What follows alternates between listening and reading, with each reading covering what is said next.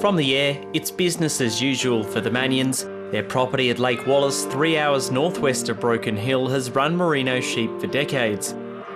Down in the yards, there's a different type of breed being processed. The Manions are transitioning their flock from merinos raised for wool to self-shedding Dorpers harvested for their meat. According to Michelle Manion, it's a purely financial decision, with wool prices having dipped significantly in recent years. They just seem to be the thing that's making the money at the moment. And the poor old merino with the wool market not really moving or shifting or gaining any ground. On top of poor returns for wool, the Manions have made additional savings with Dorpers. Yeah, less costs, chemicals, and we don't have to crutch. You still have to get them in regularly, but you don't have that crutching bill at the end of the day with a merino.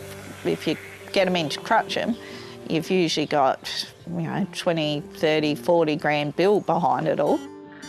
Having diversified into goats as well, they already had adequate fences to handle Dorpers, known for their ability to escape. We went heavily into goats because the goat market was going so well, and it's still going okay, but because we had goat fencing, we could transition into the Dorper. We had 11 in the house at Lake Wallace over the time. Really? Yeah. It's taken roughly 15 years to put in nearly 600 kilometres of fences, but for Paul, it's money well spent.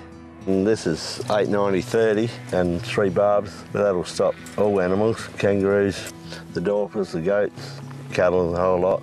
But he is worried about running Dorpers during drought, believing adjustment could be difficult to find because of the need for tough fences. The biggest fear for me is in dry times is being able to get adjustment. Like merino, you can just be able to get adjustment on most places, where Dorpers will be pretty tough, I reckon. With 600 kilometres of fencing completed and another 600 to go, there's still plenty of work to do before they can significantly increase Dorper numbers. And also, it's not just the big paddocks, but also holding paddocks, and I don't think you ever stop with the fencing. Yeah. The area has a rich history of wool dating back to the 1800s. For Michelle, moving away from that is a shame. She says Lake Wallace is an ideal place to run merinos. Well, it's such good wool country, especially this place. It's low yielding, so that means, you're cutting really quality wool, and we've sort of been breeding and culling our sheep for years, so we've got a good line of merinos, and that's the worst thing.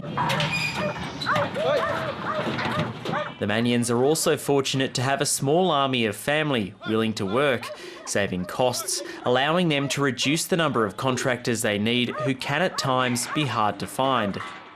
Because we've got the whole family still works together, and now we've got a grandson, and even the little kids are sort of starting to come out muster. You've got manpower, plus we employ people. And so between the lot of us, we can kind of carry the 2 cans at the moment. Difficulties finding workers is something Matt Jackson, a few hours southeast of the Manions, knows a thing or two about. The extra work these days, and trying to find labour to help you do your shearing, your crutching and your land marking, that's pretty thin on the ground at the moment. After the pandemic made it harder to secure shearers, the pressure has eased off the last year, but running a sheep station out here presented plenty of challenges even before the impact of COVID-19. It's been pretty tough. It peaked in 2018, but that was right in the middle of, pretty much in the middle of the drought, and we didn't have any sheep here at the time, so we missed out on that little bit of a run-up, and since then it's just been a battle, up until recently, it's been a battle with getting enough rain to grow feed to keep the stock here. Matt's family have been running sheep here at Telter Station since they purchased it in 1938, with a history of wool dating back even further. He has around 7,000 merinos and understands why people are put off by the current market. Costs are a lot higher now for running sheep with chemical, your shearing, just the contract shearing, that's gone up significantly in the past. Flies are a big issue as well. So those sorts of things just turn people away a little bit too. Despite money being tight, he's not thinking about making the move to Dorpers just yet. Yeah, no, we haven't at the moment because we have to upgrade too many fences for it, and the fences are in pretty good nick and they're a good sheep holding fence at the moment, so it's a big cost to change over. So we're just sort of sticking at this game at the moment. Any upgrading fencing we do in future will be to contain those sorts of sheep down the track if we go that way. He's hoping an easing cattle market could help him buy in to offset future low wool prices.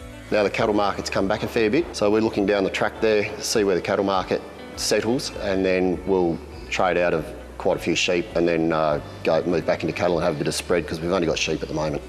So yeah, it's nice to have a little bit of a spread. And cattle are much nicer to work. A couple of 100 kilometres south along the Darling River near Menindee, the remnants of a rich wool-growing past can still be found.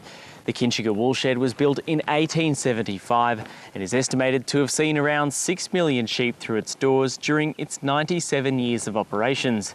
Further south at Pooncarie, we meet a grazier who's made the full transition away from tradition and hasn't looked back. All right, ladies and gentlemen, good starting out. I'm in 5,530. It's auction day here at Dust and Rain Dorper Stud, and there's plenty of interest. Dozens of prospective buyers have made the journey to Carstairs Station to bid in person, and there are many more following online. Most are hoping to take home one of these quality Dorpers. Hey, have a look at the muscle in the centre trunk, ladies and gentlemen. The highest price around in Australia. Gary Cullin's family have been here since the 1890s. After taking over from his father in the 1990s, he began moving to meat sheep.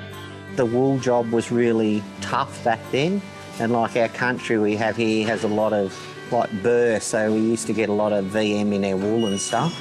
And we just like the look of the shedding breed, so we tried a few and we liked them.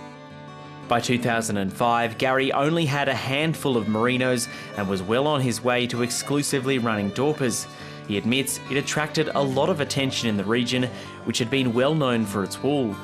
Sort of going out on a limb a bit because we're probably one of the first in this area. But yeah, once we started selling lambs and how quick they fattened and whatever, we just, didn't look back, just went all Dorpers in the end. He says there's been a considerable change in attitudes towards Dorpers in the past 20 years. And today's ram sale is proof people are looking at more ways of diversifying their businesses to make money. A lot of my buyers are local, like Ivanhoe, Menindee, Broken Hill, back down to Wentworth and Balranald way. As well as buyers from interstate, he's seen interest in this annual auction increase over the last 5 years. Over the years, it's gradually got bigger and bigger, and virtually this area is probably 75% are all Dorpers now. Off to Baroo, off to Menindee, off to the wet country, ladies and gentlemen.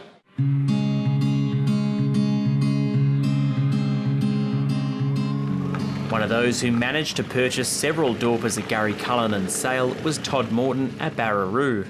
When Landline last visited the station in 2013, Todd's late father Craig was experiencing some pushback from others in the area for making the switch to Dorpers who had contamination concerns. Are there any misconceptions you think about Dorpers? It was in the early days and that. There's a lot of probably fear tactics around Dorpers and stuff like that, and scare tactics that they're going to put, hair or contaminate wool producers' businesses, or they're a mad sheep, or, it was just a bit of nonsense and that, and a bit of people just not understanding or want to understand.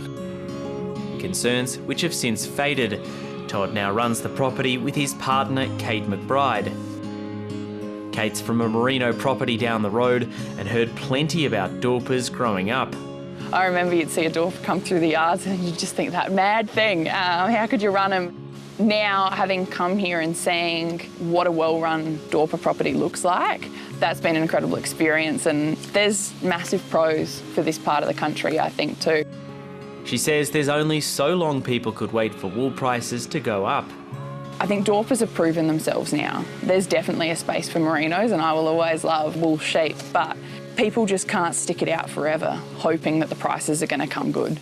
This family has been producing wool since 1859. Recently, Kate travelled with a group of 10 young wool growers to China, meeting with mill owners to discuss the future of the industry. One of the key things that I sort of heard while over there was an Australian saying that landholders are not wool growers here, and if the price is not there for them, they will change enterprises. And we're seeing that. We're seeing people going to meat sheep, we're seeing people going to cattle in other areas as well, and moving away from Merinos where their family might have been doing it for generations. While the price of wool remains low, many out in traditional merino country like the Far West and further afield are looking for alternatives to diversify until the market turns. Although it's highly unlikely some like Todd Morton will go back, he's open to anything, inheriting a never say never attitude from his father. There's no crystal balls in what we're doing, and we've seen it in the past. You can have goats for king only got a couple of years ago, and they've come back to a bit of a check it now, and they'll be still here and they'll rebuild, but you just don't know what's going to be around the corner or how things are going to change or how the industry's going to change. It's forever growing.